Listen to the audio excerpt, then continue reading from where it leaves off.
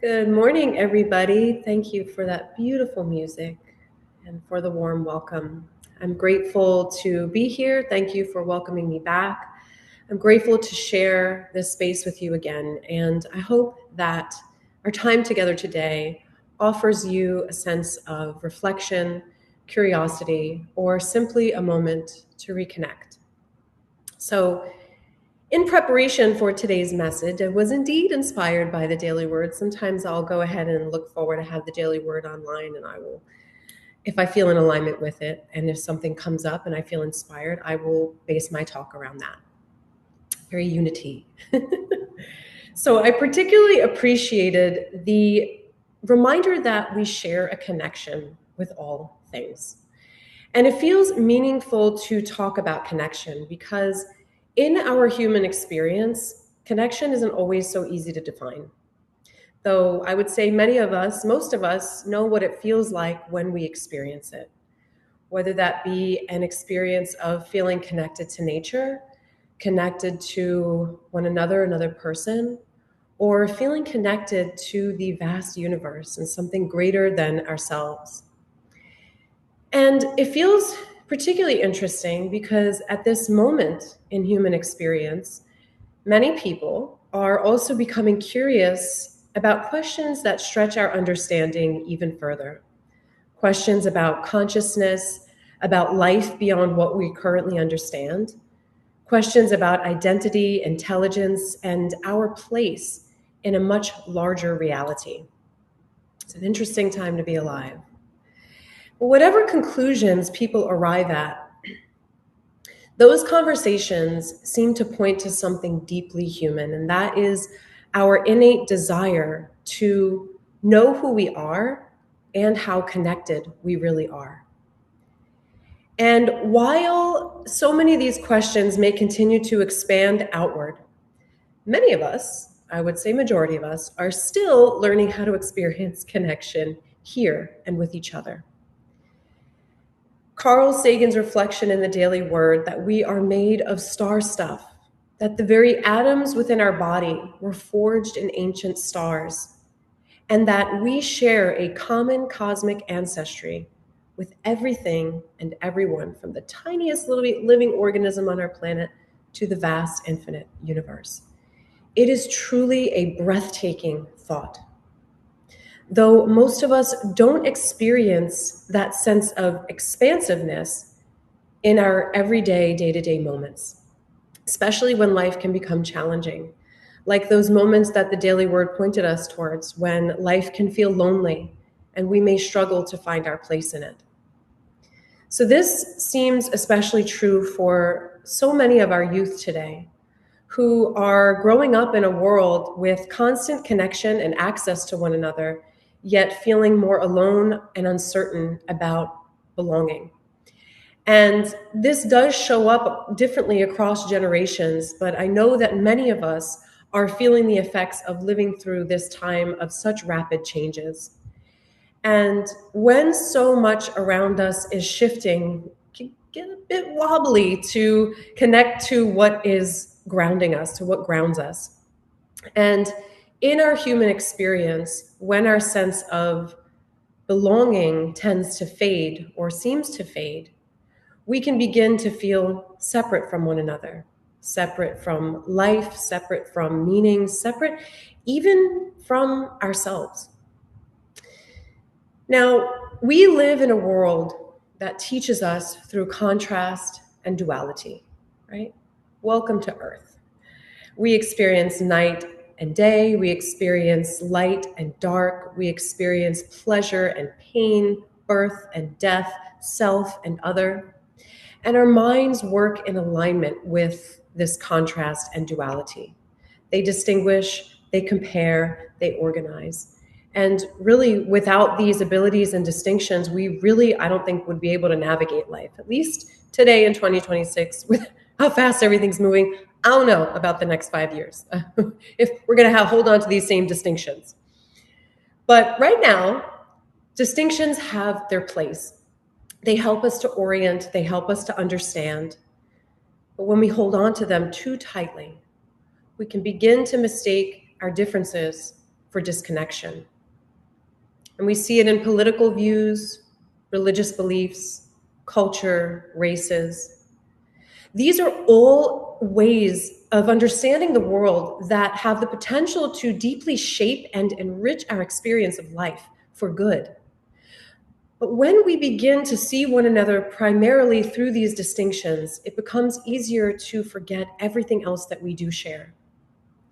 Our need for belonging, our desire to be understood, our longing for safety, well-being, and happiness, our capacity to care and be cared for.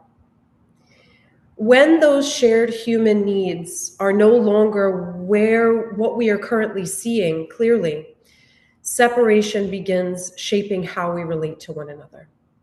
And we see it through so many ways of division: us and them, right and wrong, mine and yours, and the list goes on. And over time, these ways of seeing begin to shape the choices that we make, the relationships that we build, and the world and the experiences that we create around us. So the complexity of daily life is where connection stops being a sense of an idea or this vast concept, right? That we're all connected, we're all one, and becomes something that we actively engage with day to day. Because feeling connected in moments of awe and beauty or agreement can come pretty dang easy. But the challenge tends to appear in moments that feel unresolved, when maybe some trust changes, expectation shifts, maybe in relationships that expose different values, different experiences, ways of seeing. When we look out at the world and we recognize that even with all of our progress, come 2026, we still carry conflict, inequality, and deep division. Now, these are moments that ask us to deepen our understanding and our awareness, to stay present with what is real and true without collapsing it into something easier to hold, to remain rooted in what matters mostly in our hearts while resisting the urge to reduce life or another or an experience into something simpler than it is. And I believe that this is where discernment matters, not as a concept, but as a lived skill. And I've mentioned discernment in one of my previous talks. In metaphysical teachings, discernment is understood as the inner faculty that helps us to perceive beyond surface level appearances, to distinguish what is true from what is reactive, what is aligned from what is driven by fear and ego. It's the ability to notice what is happening within us while also noticing what is happening between us, between another person, between another experience. To recognize when fear, protection, or old programs and patterns are shaping our responses, and to also recognize and be able to detect and perceive when something may feel misaligned. Both can be true in this experience. And that may look like being able to still care about someone and still need some distance, or being able to disagree, but still recognizing and honoring someone's humanity and their right to have opinions and beliefs that are true to them.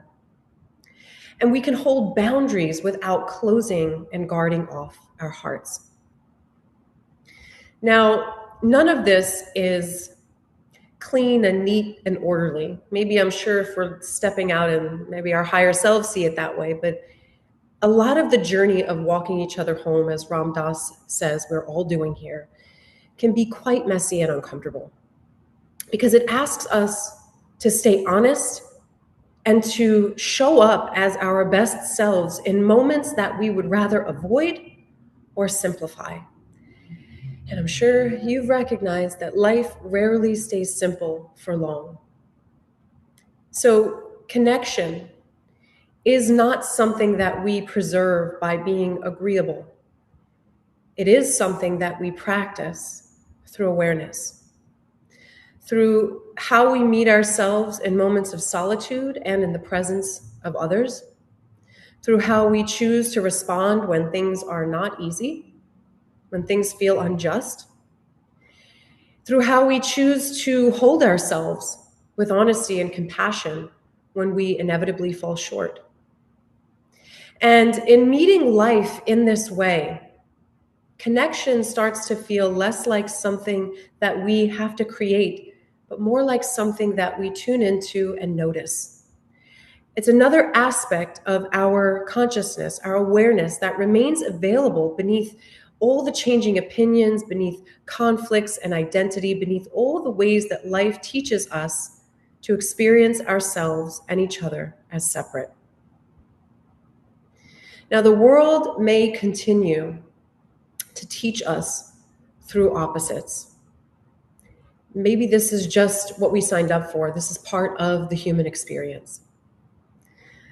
But wisdom, this innate spiritual faculty that is within each and every one of us, is learning how to live amongst differences without losing sight of what is whole. And that is why so many spiritual traditions continue to point us inward, so that we may continue to remember our connection, our oneness, beneath all the movement and the differences and changes of life, to the center of connection within each of us that is forever unchanged and whole. Call it spirit, God, presence, source, whatever language feels most true for you. Remembering connection is the realization that what appears to be separation has never and can never alter what is fundamentally whole. And with that, let's take this into experience. Let us close with some moments of quiet reflection to connect to that deeper part of ourselves, to recognize that there is no boundary beyond our body. If you feel comfortable, if you are in a position to do so, people watching this from online, if you are not operating machinery, please settle into your seat or grounding your feet, standing, whatever feels comfortable for you, and begin to close your eyes. If you are operating machinery or driving, maybe just listen to it in the background and come back to this at another time. So we're just going to allow ourselves to just arrive here in this moment. Just take notice, take stock of how you feel right now. Are you holding any tension in your body? What are the quality of your thoughts this morning? Are you feeling connected? Are you feeling disconnected? Whatever it is, whatever is true for you, is perfectly okay and welcome. So I'd like to invite y'all to start by taking 3 deep, full breaths as you breathe in through your nose, fully and deeply. And when you're ready to exhale, you're going to purse your lips just like you're drinking through a straw. And you're going to exhale all that air nice and slow. And we'll just continue to take some deep breaths here. Find your own rhythm with this breath to activate the parasympathetic nervous system, to relax the nervous system, to settle into the body.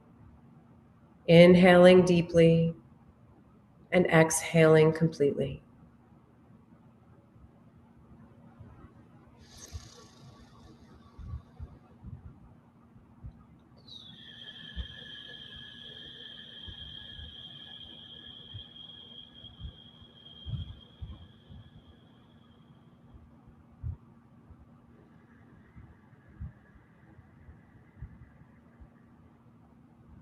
With every exhale, seeing if you can allow your tension between your eyebrows to relax.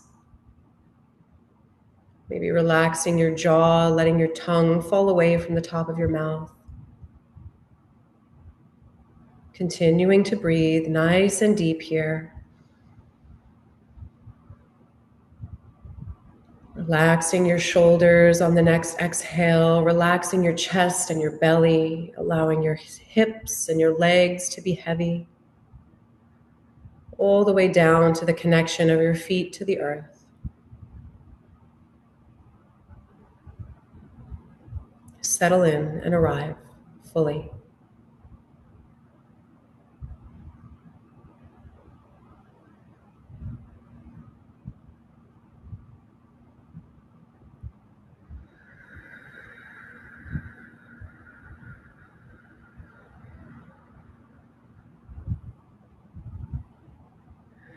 When you've completed this last forced exhale, just go ahead and let your breath return to its natural state. And for the next few moments, just observe your breath in your own pace and rhythm,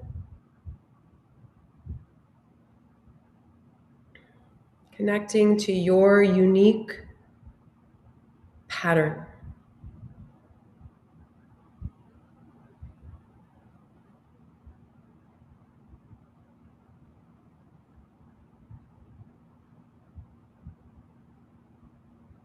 Connecting to your breath in this way is one of the best and easiest ways to feel the connection to Source within you.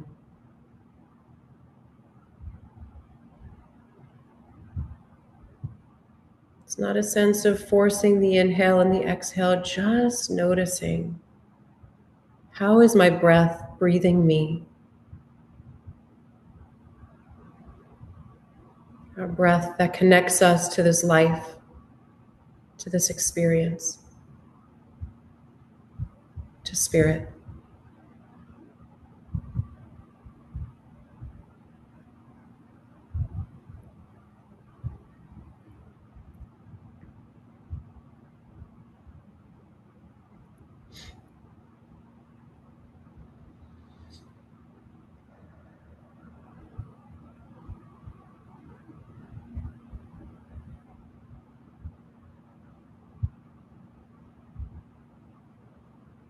And as you continue to observe your breath, maybe you can allow yourself to notice that your awareness does not end at the edges of your body, that you are always participating in something larger, a field of life, of vast intelligence, of consciousness that we are each a part of and continuously in relationship with.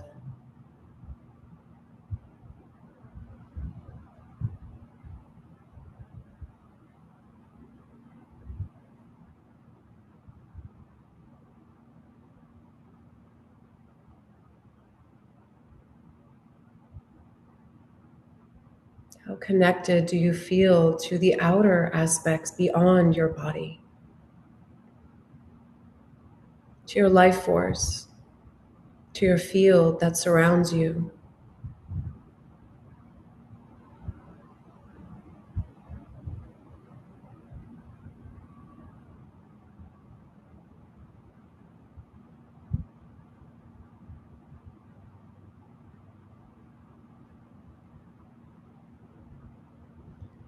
If it feels comfortable, I'd like to invite you to place one hand on your heart,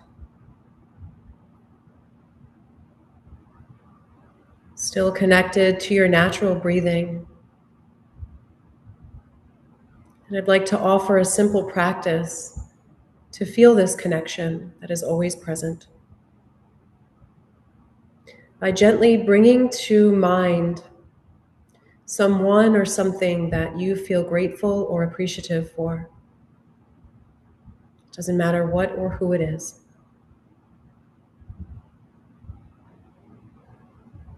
And this isn't about creating a connection, it's simply to notice the connection that is already here and present.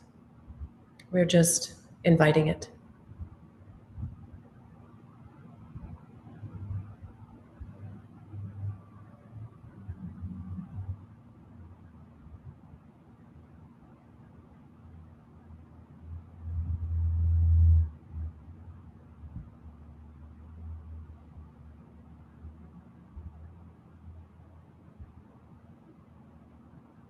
Notice what shifts when you remember that you are not separate from this connection.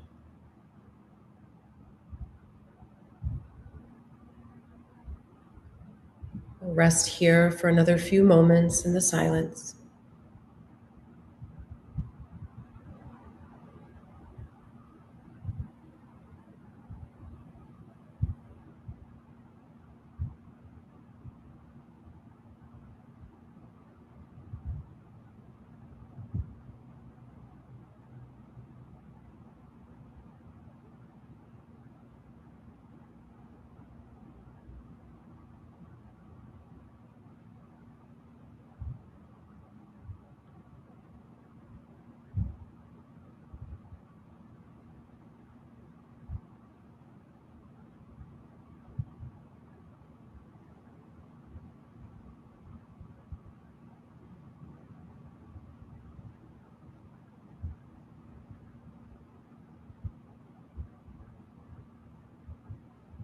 Sometimes we may find ourselves in a state where it is not easy to cultivate a sense of gratitude or appreciation, and that's okay. Know that just with like any other practice, it takes a little bit of effort, discipline, to continue coming back to this practice of connection, just like working a muscle. So be gentle with yourself, no matter what is coming up for you right now.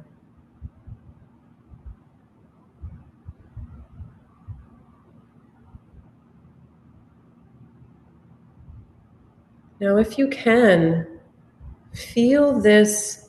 You may want to see this feeling in your heart as a glowing ball of light. Some people are visual like that, or maybe you might experience it as just a sensation and a feeling. Whatever it is that you're feeling, tune into that and see if you can expand it outward, beyond the heart's cavity, beyond the chest cavity, beyond the head and the entire body, spreading outward into a field extending all around 360 degrees around your body.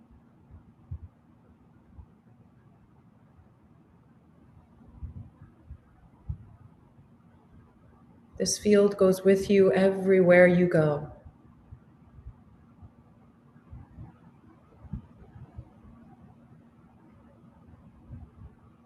What are we filling it with?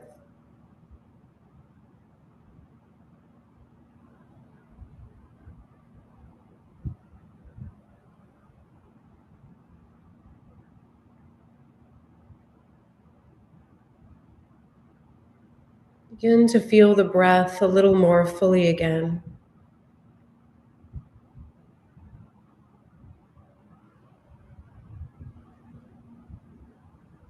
As we begin to return, there's nothing that we need to hold on to from this experience.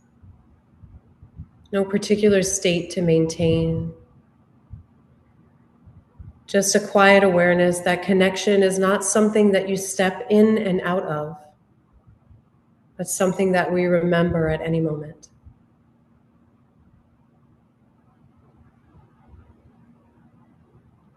Maybe allow a smile to come across your face, allowing those feel-good chemicals in the body and the brain to release, flooding our system with wellness, light, and love. Notice the room around you. Notice your place in the room.